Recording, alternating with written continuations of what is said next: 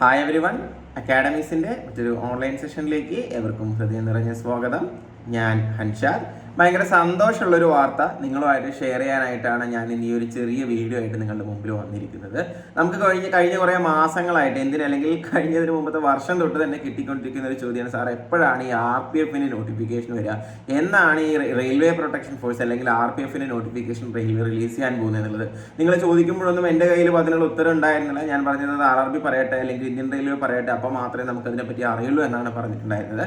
ഇപ്പോഴും RRBയുടെയോ അല്ലെങ്കിൽ മറ്റ് ഇന്ത്യൻ റെയിൽവേയുടെയോ ഒഫീഷ്യൽ വെബ്സൈറ്റിലൊന്നും വന്നിട്ടില്ലെങ്കിലും നമുക്ക് വളരെ റിലയബിൾ ആയിട്ടുള്ള ഒരു സോഴ്സിൽ നിന്ന് എന്നാണ് ഈ RPF നോട്ടിഫിക്കേഷൻ വരാൻ പോകുന്നത് എന്നുള്ള ന്യൂസ് എന്ത് ചെയ്തിട്ടുണ്ട്, കിട്ടിയിട്ടുണ്ട്. നമ്മുടെ എംപ്ലോയ്മെന്റ് ന്യൂസ്, നമ്മുടെ ഇന്ത്യൻ ഗവൺമെന്റ് പബ്ലിഷ് ചെയ്യുന്ന എംപ്ലോയ്മെന്റ് ന്യൂസിനകത്ത് നമ്മളോട് കൃത്യമായി പറഞ്ഞിട്ടുണ്ട്, ഏപ്രിൽ 15-ാം തീയതി, അതായത് വിഷു പിറ്റേന്ന്, ഒരു ഇച്ചിരി ഡിലേ ആയിട്ടുള്ള കഴിഞ്ഞിട്ടായിട്ട് നമ്മൾ കണ്ടാൽ മതി, ഏപ്രിൽ 15-ാം തീയതി RPF നോട്ടിഫിക്കേഷൻ റിലീസ് ചെയ്യുന്നതാണ് എന്ത് ചെയ്തിരിക്കുന്നത് ഇപ്പൊ എംപ്ലോയ്മെന്റ് ന്യൂസിലൂടെ നമ്മളോട് പറഞ്ഞിരിക്കുന്നത്.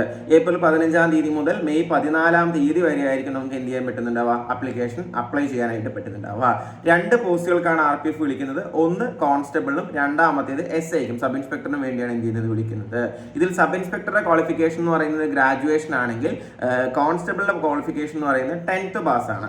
അതുപോലെ തന്നെ ഏജ് ലിമിറ്റ് ഇപ്പോൾ പറഞ്ഞിരിക്കുന്നത് സബ് ഇൻസ്പെക്ടറിനാണെങ്കിൽ 20 മുതൽ 28 വയസ്സ് വരെയും കോൺസ്റ്റബിളിനാണെങ്കിൽ 18 മുതൽ 28 വയസ്സ് വരെയാണ് എന്തിരിക്കുന്നത് പറഞ്ഞിരിക്കുന്നത്. ഇനി ഇതിൽ റിലാക്സേഷൻ ഉണ്ടാവോ കാര്യങ്ങൾ ഉണ്ടാവോ എന്നുള്ളതെല്ലാം ഒഫീഷ്യലി നമുക്ക് ആ വെബ്സൈറ്റിൽ അതിന് നോട്ടിഫിക്കേഷൻ വന്നാൽ മാത്രമേ മനസ്സിലാക്കാൻ കഴിയുകയുള്ളൂ. പക്ഷെ എൻ്റെ ഒരു പ്രതീക്ഷ അനുസരിച്ച് തീർച്ചയായിട്ടും ഈ പറയുന്നതിൽ ഏജ് റിലാക്സേഷൻ ഉണ്ടാവും തന്നെയാണ് എന്ത് ചെയ്യുന്നത് ഞാൻ വിശ്വസിക്കുന്നത്. പിന്നെ ഇത് രണ്ടും കൂടെ കമ്പൈൻഡ് ആയിട്ട് ഏകദേശം 4660 വേക്കൻസീസ് ആണ് എന്ത് ചെയ്തിരിക്കുന്നത് RPF ഇപ്പോൾ ഉണ്ടാവും എന്ന് പറഞ്ഞിരിക്കുന്നത്.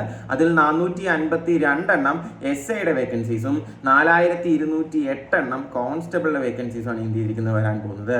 അപ്പോൾ നിങ്ങളെ സംബന്ധിച്ചിടത്തോളം നിങ്ങൾ RPF പരീക്ഷ അല്ലെങ്കിൽ RPF ഒരു ജോലി സ്വപ്നം കാണുന്ന ആളാണ്, അതിനുവേണ്ടി പ്രിപ്പയർ ചെയ്യാൻ തയ്യാറെടുക്കുന്ന ആളാണ്, അല്ലെങ്കിൽ അങ്ങനെ ഒരു ആഗ്രഹം മനസ്സിലുള്ള ആളാണെങ്കിൽ this is the right time to start your preparation. ഇപ്പം തന്നെ നിങ്ങൾ എന്ത് ചെയ്യേണ്ടതുണ്ട്, നിങ്ങൾ കൃത്യമായി പഠിച്ചു തുടങ്ങേണ്ടതുണ്ട്. ഏകദേശം 4660 വേക്കൻസികൾ എന്ന് പറയുമ്പോൾ അത് അത്ര ചെറിയൊരു എണ്ണം അല്ല. ഞാൻ എപ്പോഴും പറയാറുള്ളത് പോലെ നമുക്ക് ഒരെണ്ണം കിട്ടിയാൽ മതിയല്ലേ, ബാക്കി ആരും എടുത്തോട്ടെ. പിന്നെ ഞാൻ വീണ്ടും പറയുകയാണ്, നിങ്ങൾ SI പോസ്റ്റ് തന്നെ ടാർഗറ്റ് ചെയ്ത് പഠിക്കുക. അപ്പോൾ SI പോസ്റ്റ് തന്നെ നമ്മൾ ടാർഗറ്റ് ചെയ്ത് പഠിക്കുമ്പോൾ അത് കിട്ടിയാൽ അങ്ങനെ, അല്ലെങ്കിൽ അതിന് തൊട്ട് താഴെയുള്ള കോൺസ്റ്റബിൾ പോസ്റ്റിംഗിൽ എന്ത് ചെയ്യും നമുക്ക് കിട്ടും. അല്ലാതെ ഡയറക്റ്റ്ലി എന്ത് ചെയ്യരുത്, നിങ്ങൾ കോൺസ്റ്റബിൾ ടാർഗറ്റ് ചെയ്ത് പഠിക്കരുത്. ഭൂരിഭാഗം ആളുകളും നമ്മുടെ ചുറ്റുള്ള ഒരു ഡിഗ്രിയുള്ള ആളുകളാണ്. സോ ഞാൻ വീണ്ടും പറയുന്നു, നിങ്ങൾ എന്ത് ചെയ്യുക, SI പോസ്റ്റിന് ടാർഗറ്റ് ചെയ്ത് പഠിക്കും. 35,400 മക്കൾ അതിന്റെ ബേസിക് പേ സ്കെയിൽ എന്ന് പറയുന്നത്. അറൗണ്ട് നിങ്ങളുടെ കയ്യിൽ എല്ലാം ചേർത്ത് സർവീസിൽ കയറുമ്പോൾ തന്നെ 50,000 രൂപയിൽ കൂടുതൽ എന്ത് ചെയ്യും ഈ SI പോസ്റ്റിന് സാലറി കിട്ടും. ഒരു കുഞ്ഞു മോട്ടിവേഷന് വേണ്ടി എന്ത് ചെയ്തതാണ് ഞാൻ അവസാന സാലറിയുടെ കാര്യം കൂടി ആഡ് ചെയ്തതാണ്. സോ ഇത്രയും കാര്യങ്ങൾ നിങ്ങൾ മനസ്സിൽ വയ്ക്കുക, കൃത്യമായി പഠിച്ചു തുടങ്ങാം.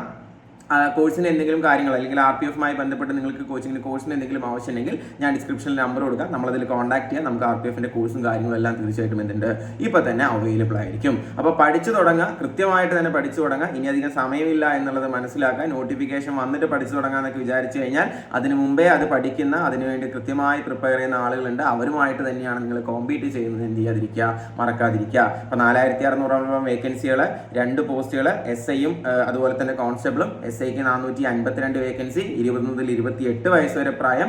കോൺസ്റ്റബിൾ 4208 വേക്കൻസി, 18 മുതൽ 28 വയസ്സ് വരെ പ്രായം എന്നുള്ളതാണ് എന്തെന്ന് പറയുന്നതിന്റെ സമ്മറൈസ് ചെയ്ത് നമുക്ക് പറയാൻ പറ്റുന്നത്. നോട്ടിഫിക്കേഷൻ വരാൻ പോകുന്നത് വിഷു പിറ്റേന്ന് ഏപ്രിൽ 15-ാം തീയതി കൂടി എന്ത് ചെയ്യുക, ഓർത്തിരിക്കുക. അപ്പോൾ ഇത്രയും കാര്യങ്ങളെ പറയാനുണ്ടായിരുന്നുള്ളൂ. ഉപകാരപ്രദമായ ഒരു ഇൻഫർമേഷൻ ആണ് എന്ന് ഞാൻ വിചാരിക്കുന്നു.